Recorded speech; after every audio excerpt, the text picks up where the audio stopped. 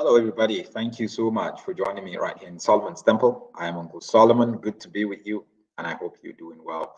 Thank you for joining Solomon's Temple. Here we go to talk about everything concerning the church leadership, church governance, morality, immorality, and different types of issues. Please make sure you subscribe to the YouTube channel, Solomon's Temple, and also make sure that you follow and share the videos. A lot of people take advantage of YouTube to make money, and I do offer training, coaching training for you to be able to see how you can make money from YouTube because people are making money from YouTube. I know people who make like 100,000 South African rand from YouTube every month. So we're talking about $3,000. You can make 3 million naira from YouTube, every month. But it depends on how you create your content and your videos. That's very important. So if you are interested in trying to, do this training and coaching so I can coach you, please send me a message on this number, +27 822129438.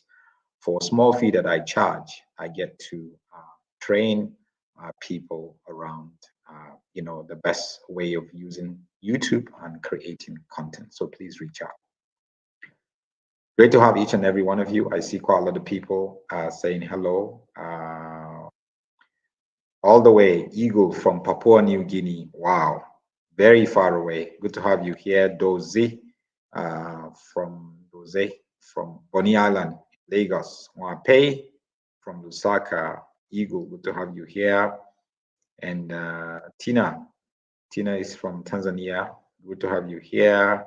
And watching from Barbados. Love God, agape, great to see each and every one of you guys. So I want to talk about sex amongst pastors, sexual immorality amongst pastors, and I want to do that through a video of a pastor from Seventh-day Adventists. Now, this pastor addressed pastors as Seventh-day Adventists, right? But the fact is, this video is relevant to every church that you can think of. Matter of fact, the Pentecostal church is worse. This pastor was so courageous to share how women are being used sexually by pastors. Himself had done the same thing.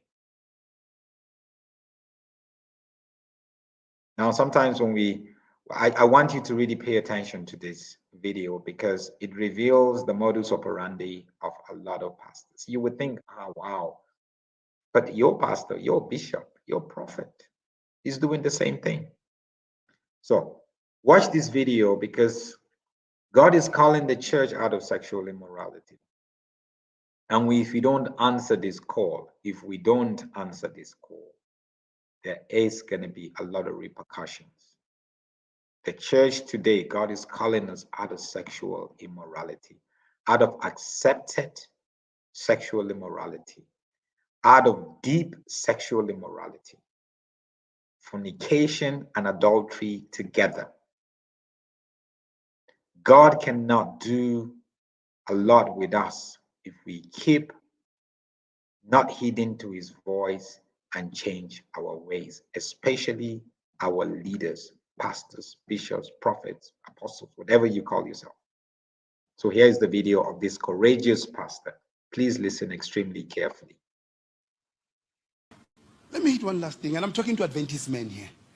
Because of the way we relate with women as things that we can buy subconsciously, one of the places that I find to have sexual predators like any other I've experienced is the Seventh-day Adventist. I'm talking like this because I know this thing. I'm a preacher. The worst thing you'll find in the church to stand in front of women is a preacher. I wish we can close that chapter. Say, preacher, please don't stand in front of women. If you preach, we put you behind the wall. They must not see you, you must not see them. Because you are a danger to yourself and to them. As you are preaching here, you think of yourself as a porn star. You're thinking of new things to do. Many of our women will never convert in the church because they've seen a preacher naked. You can open the Bible upside down, nothing will move her. she has seen the nakedness of a preacher. No amount of righteousness, no amount of elevating the cross will reach that woman. Must remove the preacher because he's an obstacle to the gospel. So we must constantly challenge ourselves. I had impregnated a woman in Mpangeni. When I went to Stasa Mpangeni, everyone knew about it, but no one knew about it. No one had the audacity to come to me and say, my brother, you can't talk to us right now. Your woman is pregnant in Johannesburg. She's going to give birth to a son named after you, Musamai. You can't. Everyone knew it. Not even my friends came talk to me. Say, but man, relax, my brother. You know why? We are complicit. If I stop him, he's going to stop me. As you are sitting with me, you are planning on your next project. Because we have not come to see women as partners, as human beings. We see them as things to drop on them. Seeds that we have no interest to develop. If we don't drop them in them, we put them in plastics. Most responsible thing is to walk around with seeds in the plastic. It's a picture of a responsible man in our society. We're in trouble. Look, I'm dealing with this culture because I had to confront myself about it. That I stand in front of students. I must start seeing human beings that come from poor communities in the Eastern Cape. The last thing they want is my penis. That's the last thing they want. They're dealing with real human issues of a failing government, failing father, failing Duna. They're failed by everyone. And me, the only thing when humanity is hungry for our contribution. So the biggest problem I have as a man now is how do I deal with this thing that I was taught in Soweto? Taught by Stomani. But what I'm seeing that everywhere we go, this thing has been taught to us. That a pride of a man is to sleep with as many women as possible. The only difference that some are dealing with low grade, some are dealing with high grade. But all of us are the same. And the different grades is for undermining each other. That was a pants when we look dark.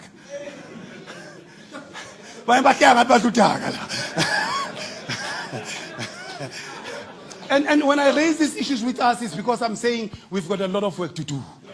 And I've seen the abstract theology from held back.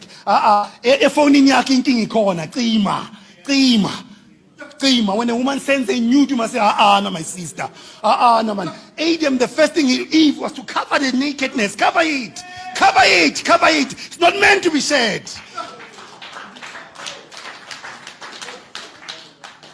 That's the thing that I'm struggling with as a man. I'm struggling with that personally. Others, our children that are not ours. And that one kills me. That even our elders are involved in those things. They're involved. And the setting that all of us know, but no one knows. I cry for these children. Imagine the mentality of that child. Every day seeing his father, but his father only acknowledges him privately. What happens to the boy here? What happens here? Real men must stand up. When I went back to the pool, I got baptized. As a preacher, I was at my prime. No baptism. Just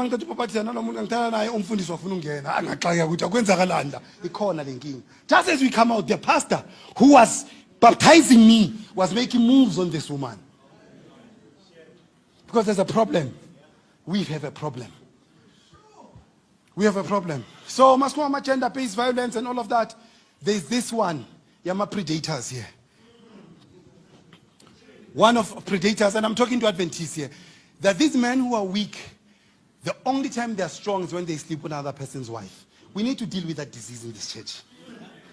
The only time you feel you are better, guy is a professor, I need to show him that he's smaller than me. I'm going to sleep with his wife. People don't understand why I don't allow people to my house. People are not coming to my house. They're coming to check how expensive my couches are so they can come with better things. Don't come to my house. You're a predator. You look at me, you look at my wife, you think that she's not good enough for me. The problem we have in this church. That is why we never empower each other. Because you're afraid that when I'm empowered, you won't have access to my things. You won't be able to undermine me. No one will help you like an Adventist. They will not help you. They'll watch you. They will watch you. They'll watch you. They'll pray for you. They'll do it, not help you. Because they're afraid of your capacity. Nothing intimidates Adventists like that. It intimidates us to empower another person. How many millionaires have we created amongst ourselves? How many jobs do we give each other here? How? Have we sat down with a list and say, guys, there's a job at my work. I want to empower someone. It's a good paying job. You see what I mean? It's because of this psychology of fear. We feel better when others are inferior to us. And those who are inferior to us, we look for ways to make them inferior. And one of the ways is to pursue their women and wives. I want to pray. I want to pray with someone who says, I'm tired of being this thing of a man I've been. There we go.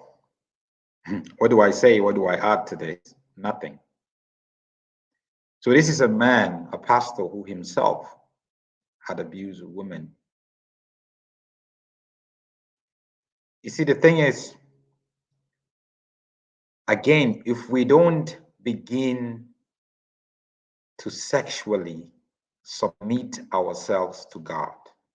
Now, I'm not just talking to pastors and prophets and bishops. I'm talking to you who is just a church member or a Christian. If we don't begin to submit that, there is repercussion coming. And we must speak out. Women, you must speak out. Men, you must defend women. You must expose these pastors and the predators. They have made it acceptable. They're using the pulpit to nourish and satisfy their sexual needs in a very ungodly way. And then they have the audacity to stand in the pulpit. That's why when I look at some of these preachers, even on TV, I just look at them. It's like, this one has no right to my ears.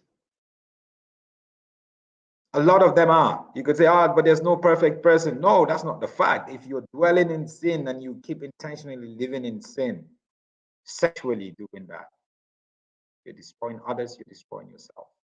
It's okay to destroy yourself without destroying others. But when you're destroying women, young girls, taking advantage of them, even you who are keeping quiet, you know about some of these pastors and preachers, but you keeping quiet. Judgment is coming, and it will come on you also. So we need more courageous pastors like this guy to say it just the way that it is. God bless you guys. Have a wonderful day.